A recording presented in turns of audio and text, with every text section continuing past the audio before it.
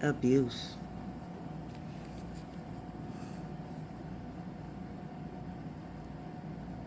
Understanding that abuse is physical, sexual, emotional, economic, or psychological actions that influence another.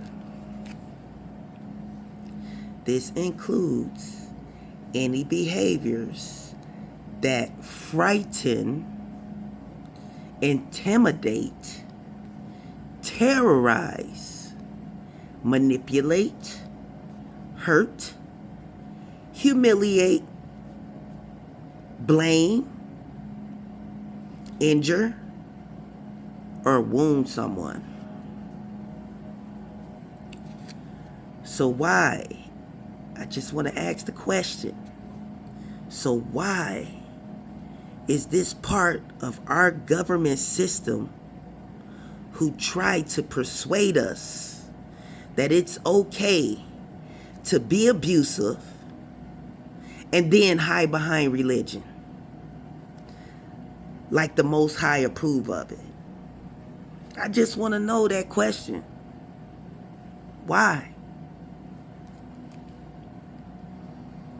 They're not going to give you a clear answer because God is love. God is not of that abuse. That's why we can't worry about what these politicians and stuff running around doing. We can't worry about what they doing. We got to live our lives and focus on us. This is the main reason why we have to focus on us and our family. We can't focus on what the world doing. We can't. To keep your sanity, you got to focus on you and yours. Not what the government doing. Because we know God provides our basic needs.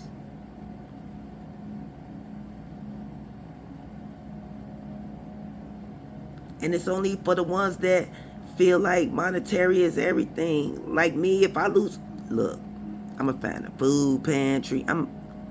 But he doesn't allow me to get that low to go to a food pantry. He bring help in for me, you know. But I could stand on my own, you know. I just had to learn to receive. He taught me how to learn to receive because I am the type that don't go out asking nobody for help.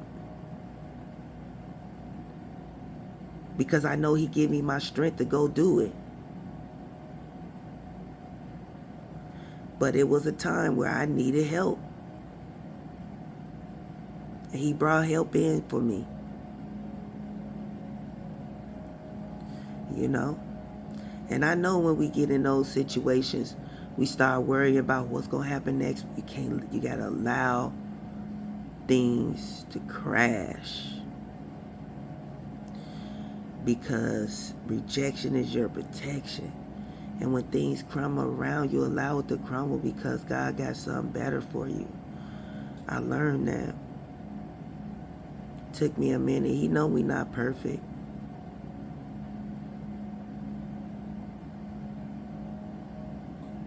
But the one thing is, you got to keep your eyes on him and not the government. They are not God.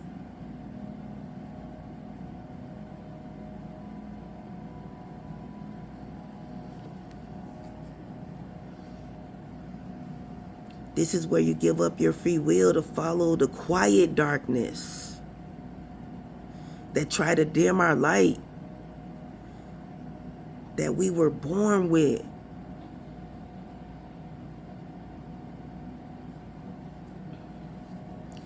Then you got scripture abuse. Using scripture and doctrine, and leadership roles to manipulate, threaten, and maintain control over another person. The scripture abuse is the churches. They use that towards their congregation to get money out their pockets.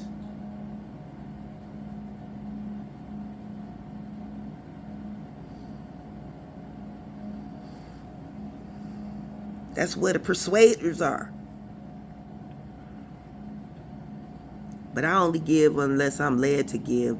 When God lead me to give, I give. Other than that, no. And the crazy part, it's a lot of black churches that just bag. And knowing their congregation is disenfranchised.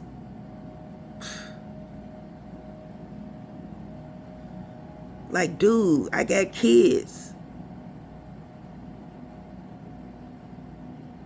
God said he will provide, so I'm sure he's going to provide for you.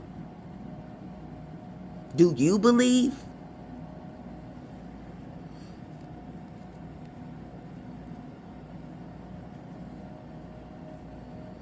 You know?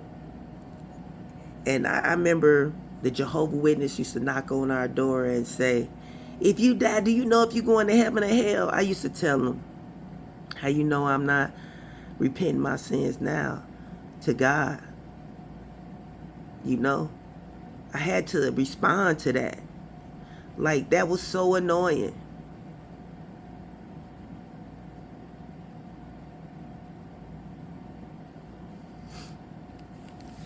Then you had the black churches trying to scare us. And we shouldn't be afraid. We should fear God's power, yes. But we should not fear his love.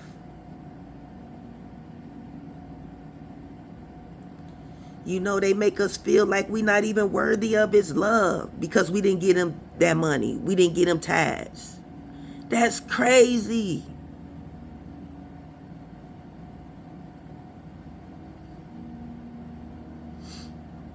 When I truly turn to God,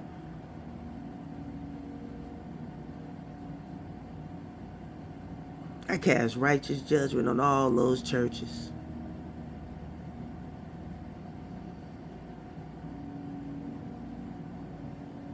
Just remove them. Balance.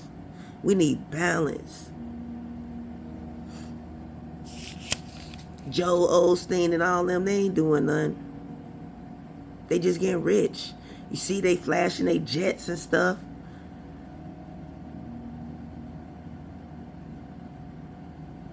It's crazy. Like, he should be giving that to the communities.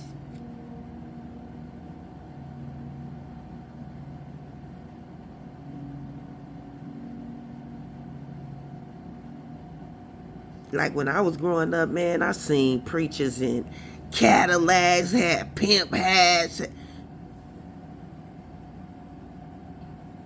had a wife, but still was messing with the congregation. Seen it all.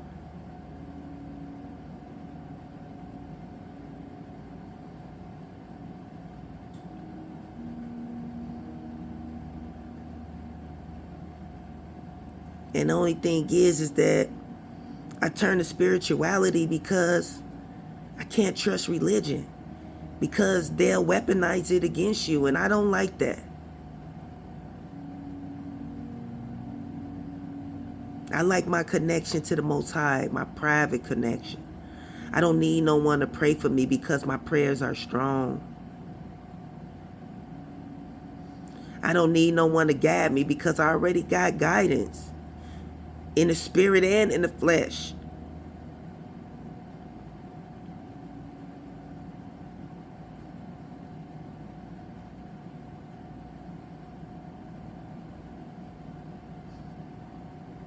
You know, I didn't even realize words was a curse. Words are a curse. So if you allow somebody to talk down on you, you rebuke them.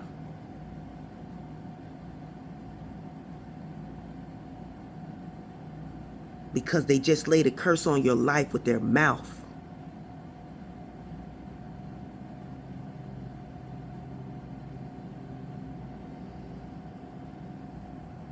I remember when I was like probably 15 and we was at a carnival. You know where those palm readers be? That tell you how old I am. But we had palm readers and stuff at the carnival. And I allowed that lady to read my hand.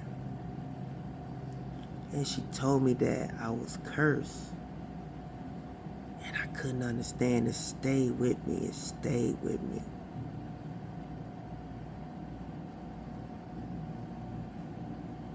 But you know, now I understand, now as an adult, as I do my research, that words is a curse. I had teachers putting curses on me. Preachers putting curses on me. My own family putting curses on me. Friends, so-called friends.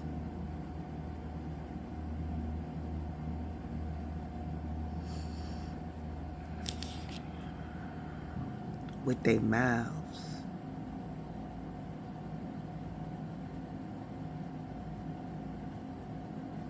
I don't even hang around people. I'm just by myself. I'm a loner, popular loner.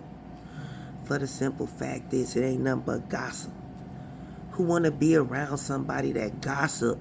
Are you talking about something that matters? Are you talking about something educational? A lot of people can't get on that level.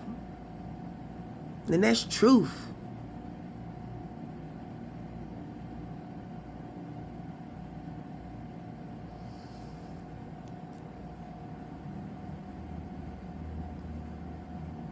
It's sad to say, but it's truth.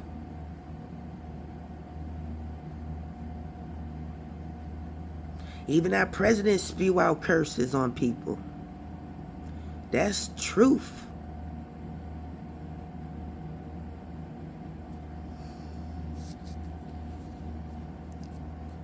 So I just want to let you know that words are a curse. A person could curse you with their mouth.